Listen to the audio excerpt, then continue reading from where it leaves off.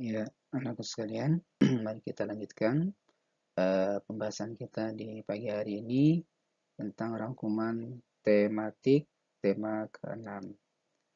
Nah, subtema ketiga itu dengan tema masyarakat sejahtera negara kuat. Nah, dalam pembahasan ini kita akan rangkumkan dari pembelajaran PKN, Bahasa Indonesia, IPA, IPS, dan SBDP.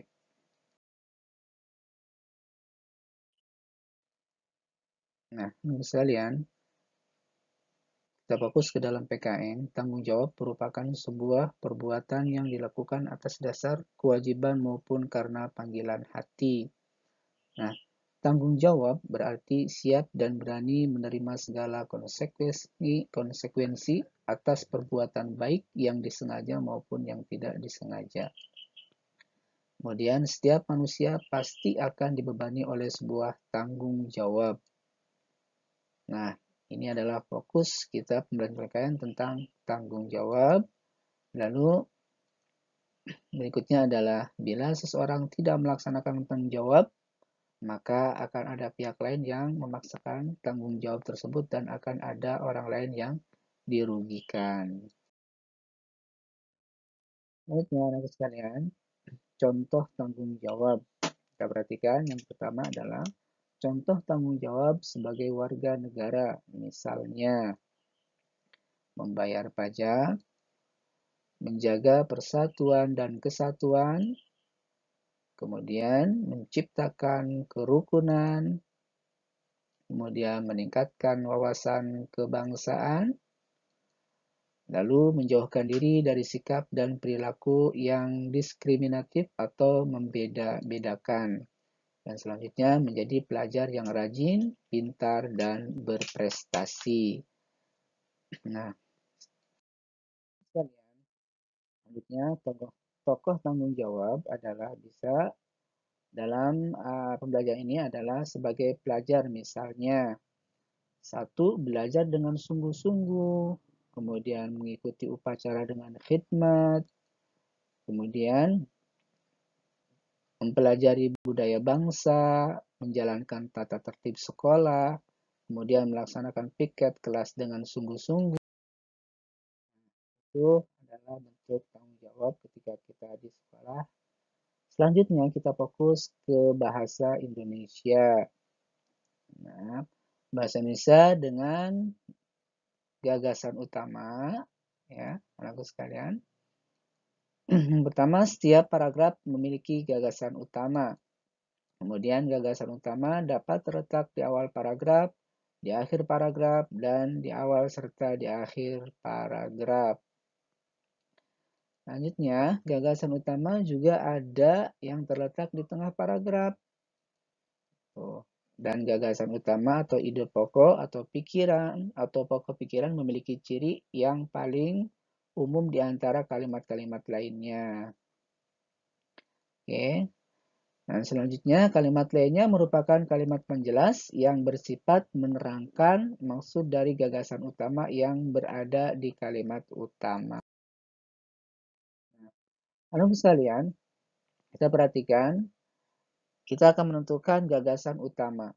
Ya, kita baca di sini tanggung jawab merupakan kesadaran manusia akan tingkah laku atau perbuatan baik yang disengaja maupun yang tidak disengaja. Tanggung jawab juga dapat berarti berbuat sebagai perwujudan kesadaran dan kewajiban. Nah, kita ambil kesimpulan dari teks ini, gagasan utamanya, doa kalimat utamanya adalah tanggung jawab. Nah, merupakan kesadaran manusia akan tingkah laku atau perbuatan yang baik ya, disengaja maupun tidak disengaja. Kemudian gagasan utamanya adalah tanggung jawab, nah, itu berada terletak pada awal paragraf. Nah, oke, selesai. Lalu kita lanjutkan fokus ke pembelajaran IPA. Nah, materi IPA yang sudah kita pelajari ya, nak, itu tentang masa anak-anak dan masa remaja.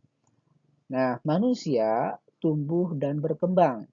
Kemudian manusia mengalami proses pertumbuhan dan perkembangan dari masa dalam kandungan, itu bayi, balita, anak-anak, remaja, hingga dia dewasa.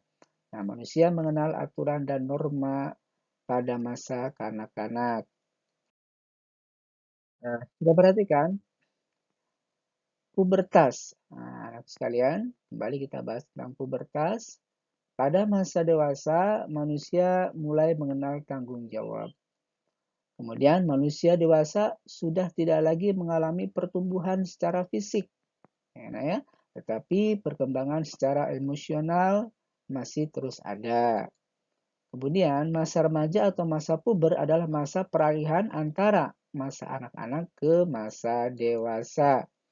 Kemudian pada masa ini manusia mengalami pertumbuhan dan perkembangan yang sangat besar. Nah, oke, kita fokus sekarang ke dalam pembelajaran IPS. Itu materi IPS, masyarakat sejahtera. Nah, kesejahteraan masyarakat adalah sebuah tujuan nasional bangsa Indonesia yang tercantum dalam pembukaan Undang-Undang 45. Kemudian masyarakat sejahtera berarti kehidupan masyarakat yang tercukupi kebutuhannya atau sejahtera, aman, nyaman, dan tenang. Masyarakat sejahtera dapat terwujud dengan adanya kerjasama dari pemerintah dan masyarakat itu sendiri. Kemudian pembangunan nasional merupakan salah satu upaya pemerintah untuk mewujudkan kesejahteraan. Oke. Selanjutnya, anak sekalian kita fokus ke SBDP. Materi SBDP tentu kalian sudah pelajari ya. Kita kembali mengulang atau merangkum materi SBDP tentang reklame. Nah, apa sih itu reklame? Suatu karya sastra atau suatu karya seni berupa seni rupa yang bertujuan untuk menginformasikan, mengajak, menganjurkan, atau menawarkan produk, sesuatu yang berupa barang ataupun jasa kepada konsumen.